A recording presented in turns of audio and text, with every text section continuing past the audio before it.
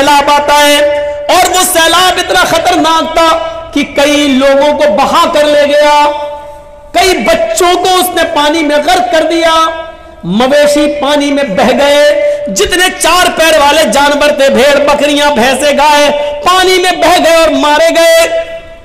کچھ لوگ اپنا علاقہ چھوڑ رہے ہیں، کچھ ایسے ہیں جو اسی میں پھنس گئے ہیں۔ ایسے منظر کو دیکھے اور جب سیلاب تھوڑی دیر کے لیے رکا، تھوڑی دیر کے لیے جب سیلاب رکا تو منظر اتنا بھیانک تھا، اس گاؤں کا، بستی کا منظر اتنا بھیانک تھا کہ اس بھیانک منظر کو لوگ دیکھ رہے ہیں کہ یہ کیا ہوا، یہ گھر کتنا مضبوط تھا لیکن آج ڈہ گیا، یہ کتنا امیر آدمی تھا جس کا مال بہ گیا۔ کچھ لوگ ہیں جو اس سیلاب میں پھنسے ہوئے ہیں، اپنے مال کو اور اپنے بچوں کو اپنے سمیٹے ہوئے ہیں، لیکن کشتیاں نہیں ہیں، ناؤ نہیں ہیں، نکل نہیں سکتے ہیں۔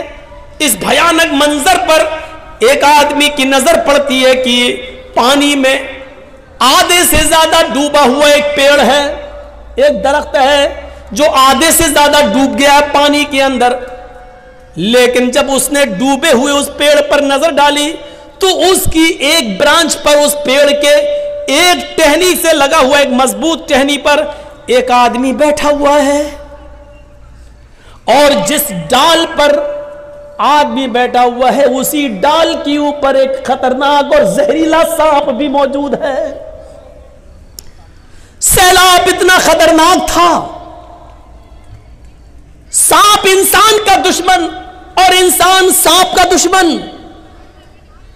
انسان سانپ کو دیکھتا ہے تو فوراً مارنے کی کوشش کرتا ہے، اور سانپ جب اکیلے میں کسی انسان پر حاوی ہو جائے تو اس کو ڈنگ مارنے کی کوشش کرتا ہے، ڈستا ہے۔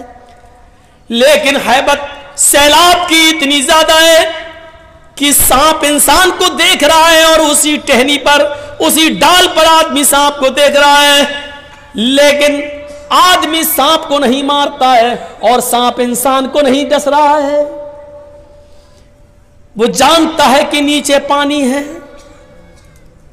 اگر یہ آدمی گرا تو یہ مرے گا، اور سانپ بھی جانتا ہے کہ اگر ہم گرے تو ہم مریں گے۔ اس منظر کو دیکھ کر انسان نہ سانپ کو مار رہا ہے، نہ سانپ انسان کو مار رہا ہے۔ کچھ لوگ دور سے اس منظر کو دیکھ رہے ہیں۔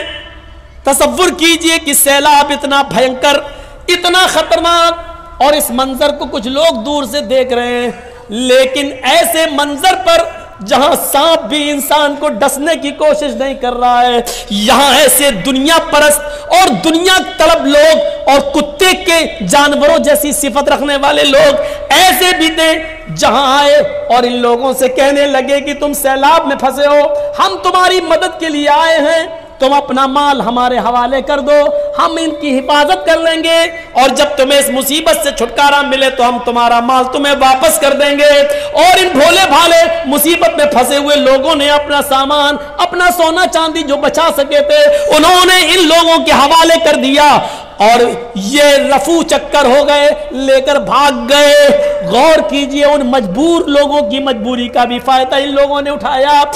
جہاں ایک سانپ انسان کو ڈسنے کی ہمت نہیں کر رہا ہے، اور جہاں ایک انسان سانپ کو مارنے کی ہمت نہیں کر رہا ہے، وہاں یہ انسان کتنا گر چکا ہے، وہاں یہ دنیا طلب انسان اور دنیا پرست انسان، ناجائز مال کو کمانے والا اور دنیا کی محبت کو رنگنے والا یہ انسان کتنا نالائق اور کتنا بڑا کمینہ ہے، جو ایسے موقع پر بھی مجبور لوگوں کی مجبوری کو نہ سمجھ سکا اور ان کا مال لے کر فرار ہو رہا ہے۔ آپ اندازہ لگائیے، سوچئے کہ انسان کتنا زیادہ مفاد پرست ہو چکا ہے، یہ سانپ سے زیادہ زہریلا ہو چکا ہے۔ سانپ اپنے زہر سے انسان کو ڈسنا چھوڑ رہا ہے، لیکن یہ کمینہ انسان اپنی کمینگی انسان سے نہیں چھوڑ رہا ہے۔ یہ سوچئے اور تصور کیجئے کہ انسان کتنا گر چکا ہے کہ ایک موقع پر سانپ بھی انسان کو کاٹنے کی جرت نہیں کر رہا ہے، لیکن انسان انسان کو کاٹ رہا ہے، انسان انسان کو ڈس رہا ہے، اور ایسے موقع پر بھی اس کا پیسہ چھین کر، اس کی دولت لے کر یہ بھاگ جاتے ہیں، یہ کہہ کر کہ ابھی تم مصیبت میں ہو، ہمارے حوالے کر دو، جب تمہارے مصیبتوں کے دن ختم ہوں گے ہم تمہارے حوالے کر دیں گے، اور اس کے بعد ان کا پتہ نہیں چلتا۔ اس دنیا کی دولت نے ہمیں اتنا ہمیں برباد کر دیا، بالکل کتا صفت انسان بنا دیا۔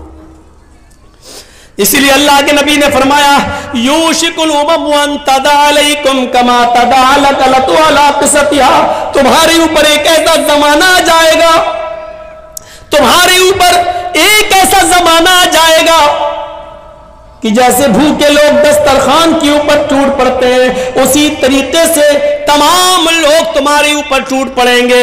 صحابہ صلی اللہ علیہ نبی کہہ رہے ہیں جیسے بھوکے لوگ دسترخوان کے اوپر ٹوٹ پڑتے ہیں، ویسے ہی دنیا ساری کی ساری دنیا تمہارے اوپر ٹوٹ پڑے گی۔ آپ دیکھ لیجئے، یہ ٹوٹنا ہی تو ہے، یہ ٹوٹنا ہی تو ہے۔ پیٹرول 100 کے پار، ڈیزل بھی اسی کے مقابل، گیس سلنڈر کی قیمت، سرسوں کے تیل کی قیمت، یہ ساری قیمتوں کو آپ ایک طرف رکھیے، لیکن اس کے باوجود ہم پریشانیاں اٹھا لیں گے، سب کچھ برداشت کر لیں گے، لیکن ووٹ ہم انہی کو دیں گے۔ یہ کیا ہے؟ تسلط دیکھیے، وہ زہر گھولنے میں کامیاب ہو گئے اور سب کو ایک پلیٹ فارم پر لے آئے۔ ہم یہی ڈھونڈتے رہے کہ ہمارا کون ہے، ہماری آواز کون اٹھا رہا ہے، ہمیں حق کون دلا رہا ہے۔ تم حق کی بات کر رہے ہو، اپنا وجود بچانے کی فکر کرو۔ اب تو ہم اسی میں ابھی پڑے ہوئے ہیں، اور کسی چینل والے نے ہمارا انٹرویو لیا، کہا کہ آپ کیا کہنا چاہتے ہیں کہ جرجی صاحب کیا بی جے پی مسلمانوں کو برباد کر رہی ہے؟ میں نے کہا نہیں، بی جے پی مسلمانوں کو کبھی برباد کر ہی نہیں سکتی۔ یہ آپ غلط سوچتے ہو کہ بی جے پی آ جائے گی ہمیں برباد کر دے گی، نہیں۔ جس دن بی جے پی مسلمانوں کو برباد کرے گی اس دن بی جے پی خود برباد ہو جائے گی۔ یہ سوچو، بی جے پی کبھی مسلمانوں کو برباد نہیں کرے گی، کیونکہ جب مسلمان برباد ہو جائیں گے تو پھر وہ کس کے نام پر حکومت کرے گی؟ وہ مسلمانوں کو باقی رکھے گی، وہ مسلمانوں کو بچائے گی، وہ مسلمانوں کی حفاظت بھی کرے گی، کیونکہ انہی کو رسوا کر کے، انہی مسلمانوں کو بدنام کر کے اس کو حکومت چلانا ہے۔ وہ مسلمانوں کو برباد نہیں کرے گی۔ مسلمانوں کو برباد کرنے کے بعد پھر وہ حکومت کس پہ کرے گی؟ اس کو حکومت میں باقی رہنے کے لیے مسلمانوں کو باقی رکھنا ضروری ہے۔ اس لیے آپ یہ تصور مت کریے کہ ہمیں بی جے پی برباد کر دے گی، نہیں، پریشان کرے گی، برباد نہیں کرے گی۔ پریشان کرے گی، ہوا کھڑا کر کے تمہیں انڈیا سے نکالا جائے گا، این آر سی CAA آئے گا، یہ سب ہوا کھڑا کر کے آپ کو پریشان کرے گی۔ دیکھا نہیں آپ نے جتنا ہی لوگوں نے گائے کے نام پر ہم کو برباد کیا، بدنام کیا، گائے گائے گائے گائے، لیکن آج گوگل پہ ڈالیے اور یوٹیوب پہ سرچ کیجئے ہندوستان کے اندر سب سے بڑا گائے کے گوشت کا ویاپاری کون اور گائے کو کاٹنے والا کون؟ تو الحمدللہ ثم الحمدللہ اس میں کسی مسلمان کا نام نہیں بلکہ ایک بی جے پی کے نیتا کا نام آئے۔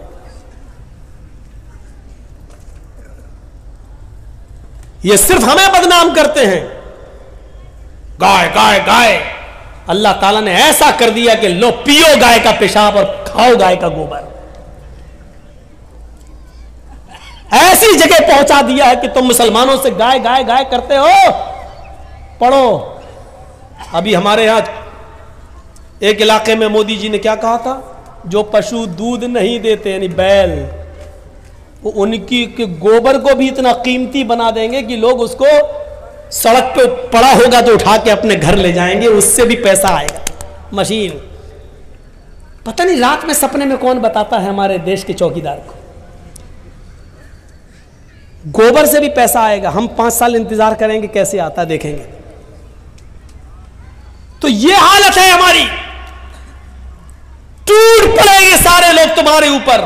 صحابہ نے کہا کیا اس وقت ہم تعداد میں کم ہوں گے؟ اللہ کے نبی نے فرمایا نہیں، اس وقت تم تعداد میں کم نہیں ہوگے، تمہاری تعداد بہت زیادہ ہوگی، لیکن بیکار، جیسے سمندر میں کوڑا کرکٹ پڑا ہوتا ہے، ایک لہر آتی ہے، موج آتی ہے، کوڑا کرکٹ کو بھگا لے جاتی ہے، ایسی دنیا کی ساری قومیں تمہیں جہاں چاہیں گی وہاں لے جائیں گی، جیسے چاہیں گی ویسے نچائیں گی۔ بنگال والوں، ہمارے اور آپ کے گھر کی لڑکیاں टीका लगाती हैं, टीका। और ये चीज हमने सिर्फ बिहार और बंगाल में देखी है। ये गैर मुस्लिमों की मुशाबिहत है। आप अपने घर में अपनी बहनों, बेटियों, बीवियों से कहो कि ये टीका लगाना बंद करें। बिंदी लगाती है ये। मन तशब्बह बिकौमिन फहुव मिनहुम, जो जिस कौम की मुशाबिहत करेगा क़यामत के दिन उसी के साथ उठाया जाएगा। क्या आप चाहते हैं कि हमारी और आपकी माँ, बहन, बेटियां कल क़यामत के दिन गैर मुस्लिमों के साथ उठाई जाएं? दुनिया, अल्लाह के नबी से पूछा, ये कहा, फरमाया कि ऐसा क्यों? कहुब्बुद दुनिया व कराहियतुल मौत, अल्लाह रब्बुल आलमीन दुनिया की मोहब्बत तुम्हारे दिलों में डाल देगा। आज दुनिया की मोहब्बत हमारे दिलों में डाल दी गई है। कहीं से भी मिले माल, बस माल आए, और जितना आए वो हम तक रहे, हम आपको नहीं देंगे। इस दुनिया की हिर्स ने और लालच ने हमें बिल्कुल कुत्ता बना दिया है। हमारे और आपके गांव में एक बैल मरा पड़ा है, एक बैल मर गया है। सुनिए एक मिसाल, एक बैल मर गया है और उस मरे हुए बैल के पास एक कुत्ता आया है और उस मरे हुए बैल का गोश्त नोच नोच के खा रहा है। उस मरे हुए बैल की बदबू दूसरे कुत्तों को लगी, दूसरे कुत्ते भी उस मरे हुए बैल का गोश्त खाने आ रहे हैं। लेकिन ये कुत्ता जिसने सबसे पहले इस बैल के गोश्त पर मुंह मारा, वो कुत्ता जब दूसरे कुत्ते को आता हुआ देखता है तो भौंकता है, अपना दांत दिखाता है, अपना पैर उठाता है और भौंक भौंक कर उस कुत्ते को वहां से भगा देता है। इस कुत्ते से पूछो कि तू कितना गोश्त खा लेगा? 2 किलो, 3 किलो, 4 किलो, ज्यादा से ज्यादा 5 किलो, लेकिन यहां तो 3 कुंटल है। मरा हुआ बैल, उसका वजन 3 कुंटल है। तू कितना खा लेगा? 2 किलो, 3 किलो, 4 किलो, ज्यादा से ज्यादा 5 किलो। लेकिन कुत्ते को यह गवारा है कि बकिया गोश्त बेकार होता है, हो जाए, लेकिन दूसरे कुत्ते को हम नहीं खाने देंगे। आज यही सिफत हमारे अंदर आ गई है। यह सुनना पड़ेगा तुम्हें नहीं, तुम्हारे बाप को भी सुनना पड़ेगा। सारी दौलत हमें मिल जाए, लॉटरी खरीदी, लग गई और 5 लाख मिल गए। अब उस 5 लाख में हम किसी और को नहीं दे सकते हैं। इसको कहते हैं कुत्ता। आईपीएल में सट्टा लगाया, जीत गया 5 लाख, अब हम ही के पास रहे, दूसरे के पास नहीं। इसको कहते हैं मरे हुए बैल का गोश्त खाने वाला कुत्ता। मैं बोलूंगा ये, और इसके बावजूद जो खेलेगा वो सोचेगा कि मौलाना जर्जीस ने कुत्ता किसको कहा था। तसव्वुर करो कि हमारी हालत क्या हो चुकी है। जबकि हालत यह थी कि एक सहाबी अल्लाह के नबी सल्लल्लाहु अलैहि वसल्लम के पास आते हैं और कहते हैं कि अल्लाह के नबी, मेरे चंद गुलाम हैं, मैंने उनको खरीदा है, मेरे चंद गुलाम हैं, कभी कभी वो हमारे माल में खयानत करते हैं, कभी कभी वो हमको झूठ बोलते और धोखा देते हैं। मैं उनकी खयानत करने पर उनको थोड़ी बहुत सजा भी देता हूं, मारता भी हूं। अय अल्लाह के नबी, क्या ये जुल्म तो नहीं है? भाई वो खयानत करते हैं, चोरी से हमारा माल चुरा लेते हैं, धोखा देते हैं हमें। अगर मैं उनको मारता हूं तो कयामत के दिन मुझसे हिसाब व किताब तो नहीं होगा? देख रहे हैं आप ये सवाल, कयामत के दिन कोई हिसाब व किताब तो नहीं होगा हमसे? तो अल्लाह के नबी सल्लल्लाहु अलैहि वसल्लम फरमाते हैं, कयामत के दिन तराजू लाई जाएगी। उस सहाबी से क्या कह रहे हैं, इधर सुनो, उस सहाबी से क्या कह रहे हैं? कयामत के दिन तराजू लाई जाएगी और उस तराजू के अंदर उनकी खयानत, उनका धोखा रखा जाएगा। जो उन्होंने तुम्हारे माल की चोरी की है और तुम्हारा माल चुराया या धोखा दिया, उसको एक तरफ रखा जाएगा, और तुमने उनको मारा है, सजा दी है, उस सजा को तराजू के दूसरे पल्ले पे रखा जाएगा। और जब तराजू उठाई जाएगी, अगर तुम्हारी सजा उठ गई और उनके धोखे का पल्ला झुक गया तो उनको सजा मिलेगी जहन्नम के अंदर। और अगर तुमने उनको मारा, अगर تمہارا ظلم کا پلڑا جھک گیا اور ان کا دھوکا اور ان کی خیانت کا پلڑا اٹھ گیا تو قیامت کے دن تمہیں سزا دی جائے گی. یعنی تم نے ان کو ان کے دھوکے اور ان کی خیانت سے زیادہ سزا ان کو دی ہے تو تمہیں سزا دی جائے گی جہنم کے اندر. یہ صحابی کہتے ہیں اے اللہ کے نبی یہ تو بڑا عجیب معاملہ ہے, یہ تو بڑا عجیب معاملہ ہے. تب تو پھر پتہ نہیں ہماری سزا کتنی زیادہ ہوگی. اب تو بہتر یہی ہے کہ اپنے آپ کو جہنم کے عذاب سے بچانے کے لیے میں ان تمام غلاموں کی چھٹی کر دوں, ان کو میں رہا کر دوں, ان کو آزاد کر دوں. وہ صحابی دوسرے دن آتے ہیں اور کہتے ہیں اے اللہ کے نبی آپ گواہ رہیے میں نے اپنے سارے غلاموں کو آزاد کر دیا.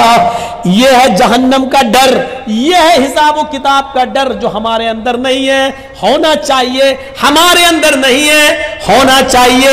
میرے پیارے ساتھیوں, انہوں نے سوچا ہم نے ان کو جو سزا دی کہیں ایسا نہ ہو کہ ان کے جرم سے زیادہ ہو اور پھر ہمیں جہنم میں ڈالا جائے. انہوں نے سارے قیدیوں کو, سارے غلاموں کو آزاد کر دیا, سارے غلاموں کو آزاد کر دیا. میرے بھائیو, حضرت عثمان غنی نے اپنے غلام کا کان مروڑا. ایک دن کہنے لگے ادھر آؤ, میں نے ایک دن تمہارا کان مروڑا تھا, آج تم بھی اپنا بدلہ لے لو. قیامت کے دن میں بدلہ نہیں دے سکتا. اس غلام نے کہا نہیں آپ آقا ہیں, آپ ہمارے مالک ہیں, ہم آپ سے بدلہ نہیں لیں گے. امیر المومنین نے کہا نہیں تمہیں انتقام لینا ہوگا. انہوں نے کہا تم میرے مالک ہو, میں کیسے انتقام لوں, آپ کو کیسے کان مروڑوں. حضرت عثمان غنی کہتے ہیں جاؤ میں نے تمہیں آزاد کر دیا, آج کے بعد تم میرے غلام نہیں ہو, کیونکہ اس تم رہو گے میں پھر کسی غلطی پر تمہارا کان مروڑ دوں گا. ایسا نہ ہو کہ قیامت کے دن اللہ رب العالمین مجھے اس کا بھی حساب دینا پڑے. انہوں نے اپنے غلام کو آزاد کر دیا. میرے پیارے ساتھیوں, ایک صحابی وہ تھے جو نماز پڑھنے لگے اور نماز ہی کے اندر ان کا خیال ان کے باغ میں چلا گیا. میرے باغ میں کتنے کھجوروں کے پیڑ ہیں, یہ کھجوروں کے پیڑ جب کھجور پیدا ہوں گے تو بازار میں اتنے کا کھجور بکے گا, ہمیں اتنا پروفٹ ہوگا. یہ پڑھتے گئے, یہ سوچنے لگے اور رکعت بھول گئے. 4 رکعت والی نماز یا تو 3 پڑھ لی یا 5 پڑھ لی, بھول گئے. وہ آئے کہنے لگے کہ اللہ کے نبی صلی اللہ علیہ وسلم ایسا ہو گیا ہے. آپ نے کہا ہو جاتا ہے, کبھی کبھی بھول چوک ہو جاتی ہے. لیکن اس صحابی نے سوچا کہ اس باغ کی وجہ سے, جو کھجوروں کا باغ ہے, اس باغ کی وجہ سے میرا دماغ بٹ گیا ہے, اس کی پیداوار پہ چلا گیا ہے. یہ باغ رہے گا تو میں بار بار سوچتا رہوں گا اور میں نماز میں بھولتا رہوں گا. یعنی نماز میں زیادہ دماغ نہیں لگے گا, باغ کی طرف دماغ لگے گا. آتے اور اللہ کے نبی سے کہتے ہیں کہ اللہ کے نبی میں اپنا پورا کا پورا باغ صدقہ کر رہا ہوں, خیرات کر رہا ہوں, میں اس باغ ہی کو نہیں رکھوں گا جو نماز میں ڈسٹرب کرتا ہے. جو باغ کو ہی کو ہم اللہ کے راہ میں صدقہ و خیرات کر رہے ہیں, اس کو غریبوں اور مسکینوں میں اس کے پھل بانٹ دو. ہمیں نہیں چاہیے ایسا باغ جو قیامت کے دن اللہ کے سامنے ہمیں اس کا جواب دینا پڑے, اللہ کے سامنے اس کے جواب ہم دے ہو جائیں. یہ باغ ہمیں نہیں چاہیے جو بار بار ہماری رکعتوں کو بھلوا رہا ہے. میرے بھائیوں, یہ تھے جہنم کے عذاب سے ڈرنے والے اور قیامت کے دن کی فکر کرنے والے. یہ لوگ تھے حساب و کتاب سے ڈرنے والے. مالک یوم الدین, وہ قیامت کے دن کا پورا مالک ہے اور اس دن ہمیں حساب و کتاب دینا ہوگا اس رب کے سامنے. 1.25 گھنٹے کی اس تقریر کے بعد, کل تو مجھے 10:30 بجے ٹائم مل گیا, آج مجھے 11:30 پہ آپ نے ٹائم دیا, جبکہ کہا یہ گیا تھا کہ 11 بجے دے دیں گے, لیکن پھر بھی لیٹ کر دیا. بنگال میں عام طور پر جلسے 12 اور 12:30 بجے سے زیادہ نہیں چلتے, آج تو پھر بھی 1:15 بج گیا ہے. تو میرے پیارے ساتھیوں, اس سے زیادہ اب جلسہ ہونا بھی نہیں چاہیے, لیکن ابھی آپ بیٹھیے گا, جائیے گا نہیں. میں ایک بات اور سنا دیتا ہوں آپ کو, اور وہ بات کیا ہے, تصور کیجئے کہ وہ کیا جذبہ تھا. اللہ کے نبی صلی اللہ علیہ وسلم کہہ رہے ہیں کوئی ہے جو 100 اونٹ اللہ کی راہ میں دے, میں ضمانت دیتا ہوں کہ وہ جنت میں جائے گا. عثمان غنی اٹھے کہتے ہیں کہ 100 اونٹ میں دے رہا ہوں.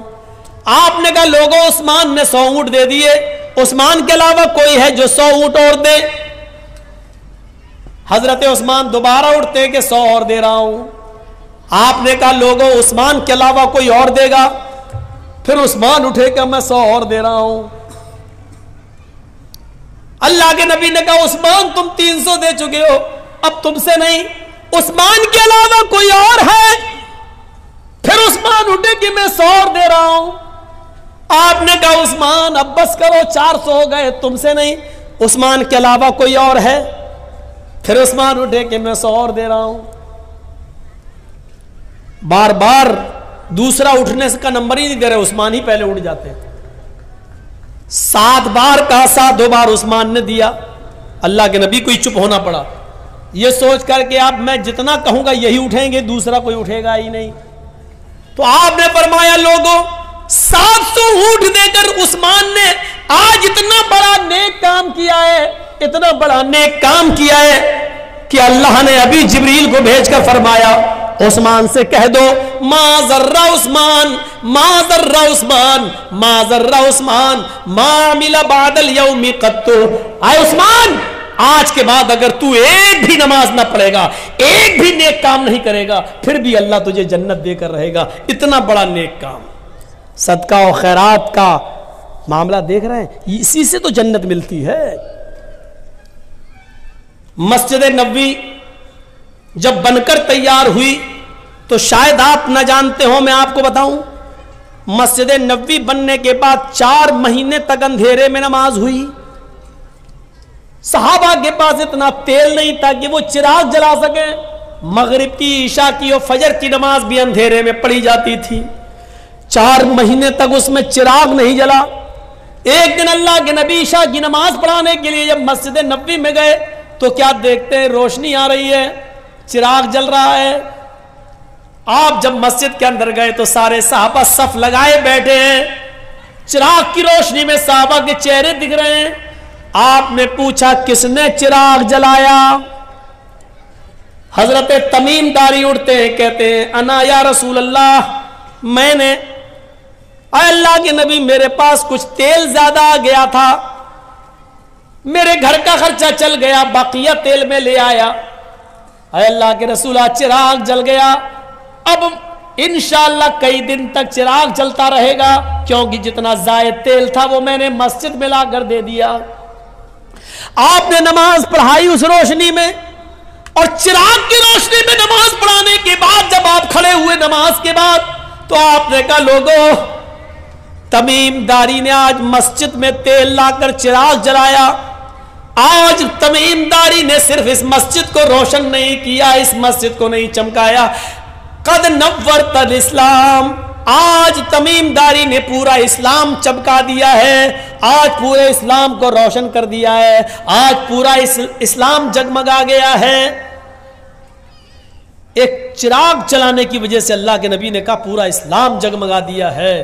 غور کرو کہ آپ کے ہاں جو مسجد بن رہی ہے، جو صحن بچھ رہا ہے اور جو لینٹر پڑ رہا ہے، اس میں اگر آپ تعاون دیتے ہیں تو کتنا بڑا ثواب ہوگا، کتنا بڑا کار خیر ہے.